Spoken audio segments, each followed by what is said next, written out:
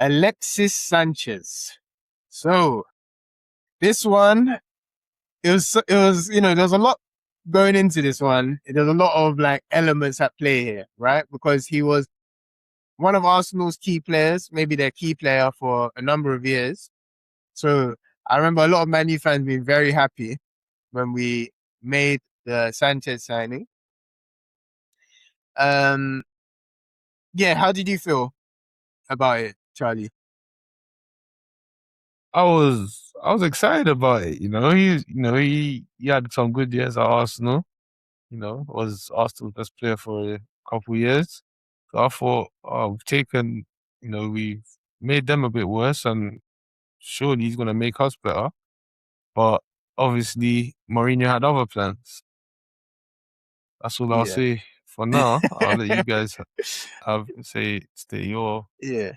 I think the Yeah. thing with him, right? Him at his best for Arsenal, top player, but we did see some signs of him, not being at his very best in the time leading up. But to me personally, I didn't have that as a huge concern because I just thought, maybe he just needs something new. Maybe he's just off form for a couple of months because he wasn't that old. He was about 29 at the time when we signed him.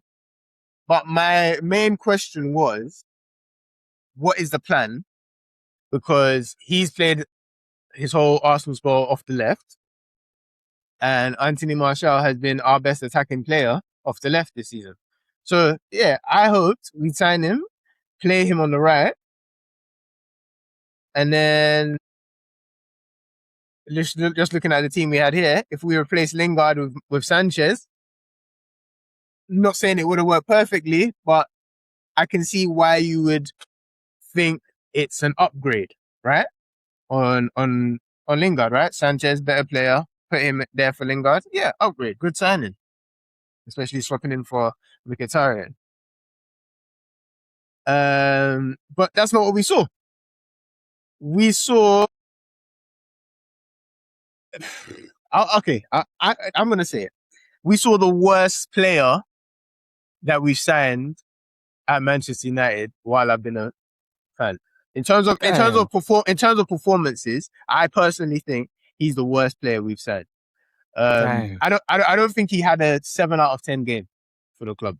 Do you know the thing that I found interesting about Alexis Sanchez is because, like you said, we didn't really know what the plan was with him, but even when he was at Arsenal, like I felt like he was a bit of a free roam guy. Like he kind of just went wherever he wanted to go, and he had that kind of ability to just move around the pitch wherever he wanted to. And I just didn't think that we were going to give that to him anywhere at United. Like I felt like we didn't have the need to give him that kind of free roam. We had a lot of good players in our team, and he would have to stick to a position. Anyway, yeah, like you said, yeah, I think that was a terrible signing. Like in hindsight, I think he had one game where he scored the winner. I think it was Newcastle. Yeah. Or but he did score one winner. Yeah, I do remember that. I don't think he played well that game. Obviously, it's a long time ago, but yeah. I remember it definitely got to a point where I was just looking for one game where I watch him and he's like, okay, I'm like, this guy played well today, and nothing. Yeah. It didn't come at the club. It didn't come. I genuinely think he was that bad. I actually think when I think of how some of the players at United have been treated by the fans over this last decade or so, I think we've definitely let Alexis Sanchez off a lot compared to some of these other guys. Think of some of the abuse Marcus Rashford gets currently. Paul Pogba's got. So many, Martial. Think of even guys like Lingard, who the expectations weren't as high. I don't think he really has got the criticism that his performances deserve. And look what all those players have in common. Well, yeah. it's quite interesting, isn't it? Quite interesting. Quite interesting indeed. Yes. But, very interesting. But more on Sanchez. I just think the biggest issue with that signing was the fact that he took out Martial for him. Because Martial was one of our best players and just weakened our team for no reason. for no reason. Why would you take out Martial? And it's Jose. For ego, innit? Yeah. He's just Yeah. So yeah, I completely agree with that. It just made no sense. We immediately became a worse team.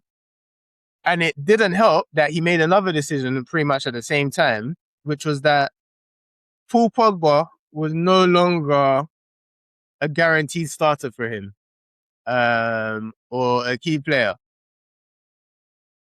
And what we had was a lot of games he would start Matic with McTominay. I remember there was a big game against Sevilla in the Champions League, right? Where he made that decision. And I think that's as bad as it gets as well. You know, I think Paul Pogba in his first 18 months was... It's interesting looking back now. He was very good for us. He was he was very good for us. He wasn't getting much praise, but I think it was through the lens of this is a world record transfer, right? Yeah. And you know, people love to hate on Man United players, so people are never going to give him credit. But he played so much better than any other midfielder we had up to that point. You know, it's in the post-Fergie era. And since, in terms of a central midfielder in a double pivot, his performances there are better than almost every single player we've had. And I think it's so disappointing. Like when I think about the Man U fan base, the thing that makes me not relate to the fan base and not really feel like I'm on the same team as them sometimes is how we talked about and how we treated Pogba. Because he was there trying his best, being asked to do 3 roles in one, right? I remember the conversation at the end of his first season was he's not getting enough goals, right? A player who played the whole season in a double pivot next to Ander Herrera. And Fellaini. And Fellaini at times, it's not Herrera. Maybe Wash, Schneiderlin and Schweinsteiger, those guys. And the stuff you'd hear on TV, oh, a man who costs that much be getting way more goals. Gonna be getting way more goals or assists. When have you ever heard of people expecting their centre midfielder, not like an attacking midfielder, number 10, playing off the striker, no, central midfielder in a double pivot, and the expectation is them to be getting goals, assists. Like, it just doesn't make sense in terms of what you're asking him to do. He's one player, right? And that treatment there, right? I think Jose bought into it in terms of he's a big player. If something goes wrong and he's out of position, he gets the blame, right? Yeah. But do you know what's interesting as well? I remember when Bastian Schweinsteiger did the interview with Rio Ferdinand, and he was of the opinion, like based on the team that they had, he was like, listen, this team's gonna win. We're gonna win the league. He was fairly confident that the team that they had, I can't remember what period it was, but it was him. He was in the team with Pogba. I think it was the season before this, but he was quite sure that they were going to make a run for the title during that season. And for whatever reason, whatever happened, it just didn't work. But yeah, Pogba, like, that's what I'm saying. Like, that's what I'm saying. A guy like Bastian Schweinsteiger, Champions League winner, World Cup winner, played in one of the best band teams in a long time. He was looking at Pogba like, yeah, bro, this guy could take us to the Champions. This guy's good enough. Like, based on the season that we've had with this guy, he's good enough to take us that step further. But you know, I guess the other people didn't really see it. It's true. Didn't respect it.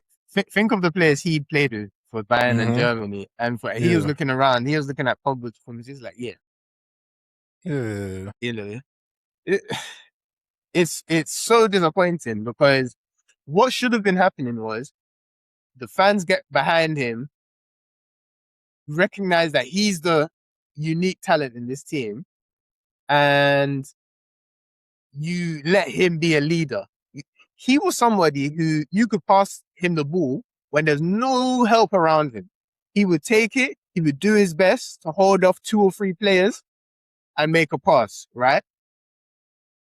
When we weren't controlling games, you give the ball to Pogba, he'll take the sting out of things, to give us more of a foothold in the game. If you need him to stand in front of the defense and be the defensive midfielder in a game, I'm not sure why you would after watching him play for France and Juventus, over the previous years. But sometimes we asked him to do that. He would try his best. He did a good job in a lot of games. He helped us progress the ball from deep as well because he was the only guy doing that in our squad. Like, look at this squad. Who's progressing the ball from deep, right? Matic from. In terms of he drives from deep, but and he's decent on the ball, but he's not a top, passing defensive mid like someone who can, like a Carrick, for example, who dictates the game. He's not that. And then you can't even compare to the Fellaini's, the McTominays, the Herreras, right? That's what he had to work with. Yeah, man. But no, if we're going to be honest, we know. The Man United fans that don't like Pogba are the ones that love the Herreras and that love the McTominays and those other guys. And it's not about like I've come to the conclusion that a lot of there's a big section of United fans who, I don't know, maybe they weren't really watching when we had the Keanes and the Scholes. They weren't actually watching the play. They were just watching. We're about to score. That's what they were watching. Because they still don't watch the play.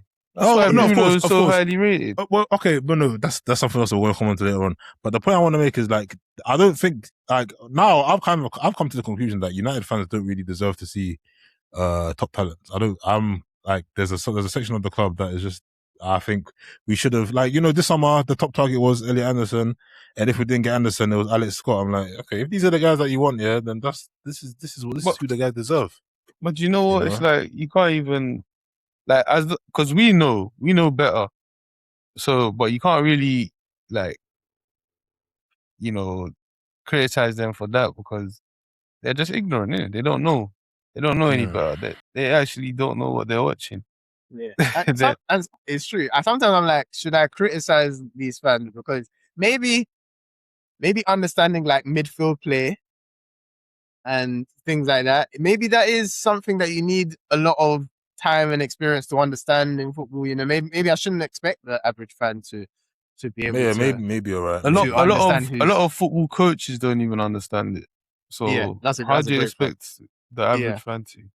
Exactly. But at the end of the day, the way they treated Pogba compared to Herrera, compared to McTominay, compared to everyone else, is why this was the peak of the Mourinho era rather than the start of something bigger, right?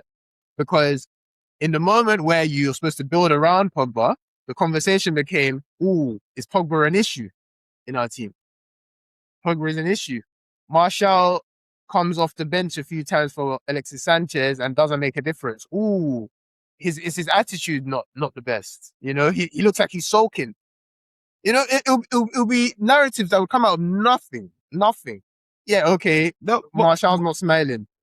But you know where this attitude comes from, though? Is deep-rooted racism, because they believe, who do these black players think they are to not be happy with anything? We've given them the opportunity to even play, to even, like, they should be grateful for that, for just having the opportunity.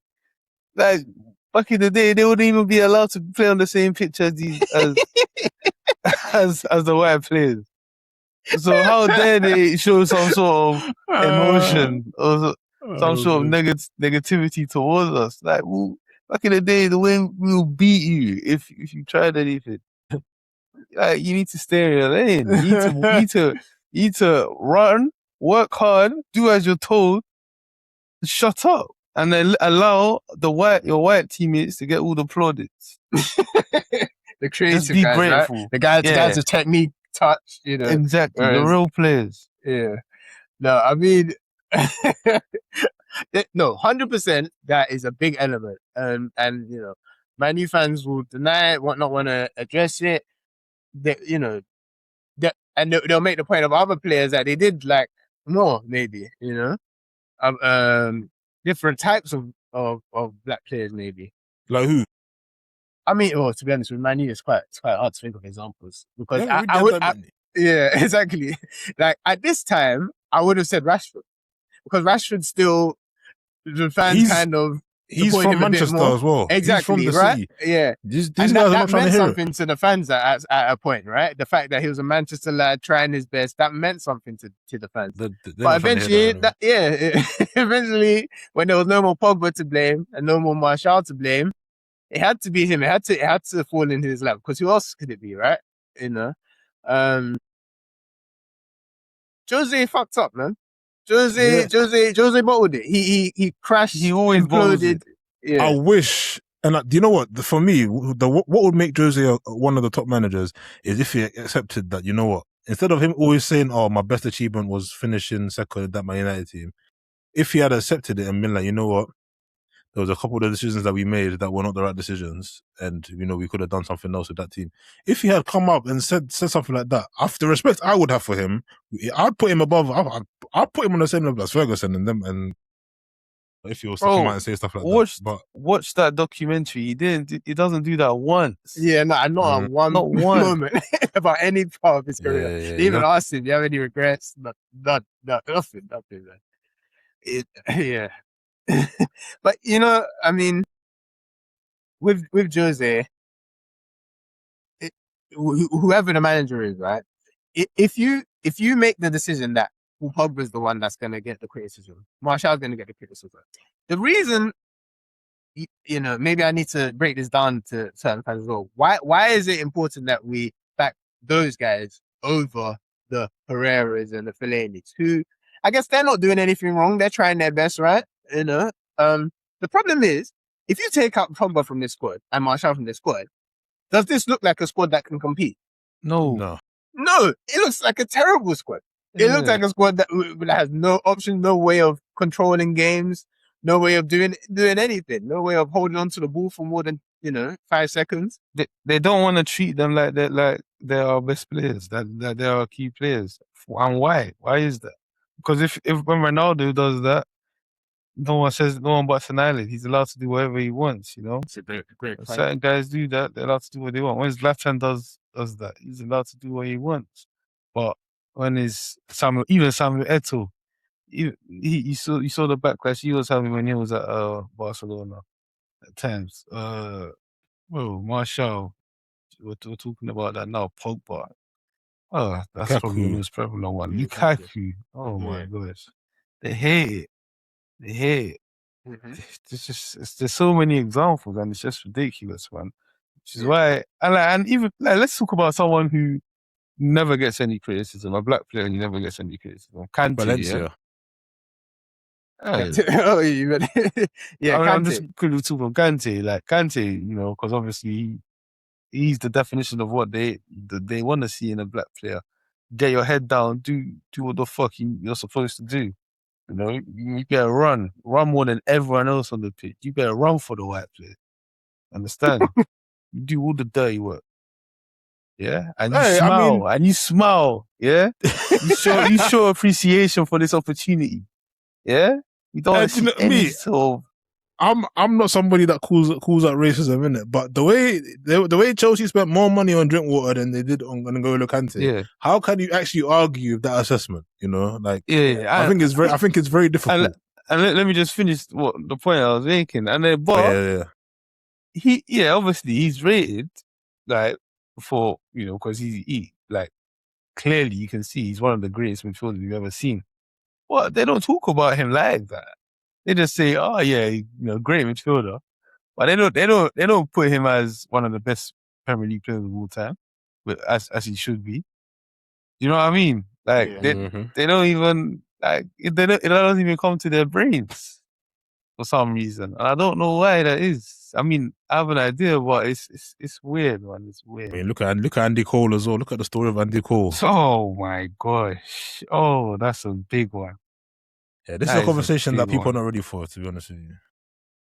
They need to open their minds and be ready for it. It answers a lot of the questions. I look at the way they were talking about Bellingham. But I don't really like the guy. Bro, the guy single-handedly carried your country to the fucking semi-final. Even because do you remember the Euros? Yeah. When he scored the winner to take them to the what stage was it? I remember England were losing and they came back. That shit team. What team was that? Slovakia or Slovenia, one of those my rubbish God. nonsense teams. And he's the one that scored the winner. I was like, it's taken a lot of people a long time to actually appreciate Jude Bellingham as a player. Which to me is that's crazy. Yeah, that's what so are you funny watching? because Bellingham is also one of those guys who, I mean, okay, maybe you can see a bit of arrogance in him. That's probably what they don't like. But he does all the hard work and he does all the, he's a grafter. He's a proper grafter. You don't even have that argument you can use. Yeah, but it's the arrogance that they don't like because there's like, wait, hold up now. You're getting a bit too big for your boots now. Yeah? You're not fully white. Yeah? So relax with that. Yeah? You can't talk down on anyone. You can't act like you're the big bollocks. Like you need to respect. You need to respect and appreciate the opportunity. Yeah. That's what it is. Appreciate the opportunity. Respect your superiors. Yeah. Oh, but yeah, gosh, just on Pogba, right? We went through this season where there was a turmoil, him getting dropped for big games and all that stuff, right? He left in the summer to go play with France at the World Cup, wins the World Cup, playing amazing during the tournament. He comes back, and the conversation you're not hearing is the conversation you're hearing is not maybe he's proved he's a top player here, and maybe we can find a way to play to his strengths, get the most out of him. No, it's more, why does he do that for us? Why doesn't he do that for Man United? You don't respect the badge. That's why. Mm-hmm. You don't respect the badge. Yeah. No respect. He's not grateful for the opportunity. That's the mistake United made. Like not respecting those players, man. And yeah, we went into the next season, right? Because we did finish second, but despite the decision to drop Martial and Pogba and us struggling, we did finish second, which was the best season. But it was 19 points in the end behind Man City. Yeah, like there might as well finish fourth, man, in the second half. Exactly, huge drop off from a genuine title challenger to a team that just the best of the rest. And then that continued into the following season. Precisely, right? And that's it, because the tide had turned. Jose had made his calls, and we were now into the era where, man. I got distracted looking at this transfer window. Woo, man. This is insane. And you know what? I was just about to slew Jose again, like going at him again. But when you see a window like this, it's very clear what happened, right? We had this transfer window and he gave up. That's what happened. That's always been my issue with Jose. That's what I couldn't respect about the end of his time at United. Or the first season. Yeah, he packed it in. He decided that he'd had enough and he wanted to go. I think you see that pattern again at some of the other clubs he's left. His whole career he's done it. He's done it at every club he's been at. Exactly. So many times he's just once he's not happy about something, he doesn't get his way, he implodes intentionally. And but a lot of money. That's how you get paid. Yeah, that's true. Exactly. That's how you get paid. That's why he's so very rich man. Yeah. But in fairness to him, what a disgrace of a transfer. Like honestly. Because you know why this is so bad? This paints it as saying they went into the summer and thought, if we get Fred as our main signing, that's what we need. That's the decision. We finished second last season. If we get Fred as a main signing, that's the step that we're gonna take to close in the gap to Man City. right? Like, Yeah, they thought Fred was the guy, innit? They must have thought they were signing. I don't know who. Kante. At least, yeah, Kante, like a Brazilian Kante, or something like that. They thought, oh, we got a bargain, £52 million from Ukraine. Like, you have to be sure that this is like a special talent for you to make that call. And again, it cost us. That was it. That was the end of the Jose era, right? He was sacked in December. Or, you know, if it was up to him, I think he would have been sacked a lot earlier than that. But yeah, he was sacked. Pogba was getting a lot of blame. Apparently they fell out, right? There was that video of them in training, right? Just before Jose left. Lukaku, after scoring all those goals in the previous season, he kind of started being phased out. He didn't have a good season. I think he was a bit heavier as well. He wasn't, yeah. Sánchez, everybody could see now that it wasn't going to work out already. He was just so bad. There's no improvement from that first half season. And look at the squad. Look at the defense. From when he made that decision during his first season, Jose, to be starting Smalling, Lindelof, it's still there. It's still right there. It's like, we're still going with this. This is a mid-table centre-back partnership. And yeah. And that was it, man. You know, like he gave up, and I think the fans now were a bit confused. I think this was different to when Van Gaal and Moyes left, because they could kind of blame it on maybe they just weren't up to the job. But I think because of Jose's reputation, people didn't take this out on him that much. They took it out on players. They said these players are not up to it, right? And not the players that weren't good enough and had proved that they weren't good enough in their performances, but the guys like Martial and like Pogba were the ones who got, and Lukaku for sure, were the ones who got the most criticism, right? And just before we go into the what happened after Jose left, right? This was the season when, if you remember, Pogba ended the season getting booed by the fans at Old Trafford, right? Do you remember that? Yeah, and walking off the pitch, anger, real anger about, and him getting blamed for what's happened. Look who the top scorer was in that season. He wasn't just the top scorer. He wasn't just that season. He wasn't just the top scorer. He was the top. He was top on basically every single thing for us that season. Everything. Top tackles. Top like passing. Winning the ball back. Pressing, most dribbles. Probably minutes played. Probably he was probably the highest as well. Mm-hmm. You know. Yeah, that's what he's supposed to do, isn't it? Yeah, that's what he's supposed to do.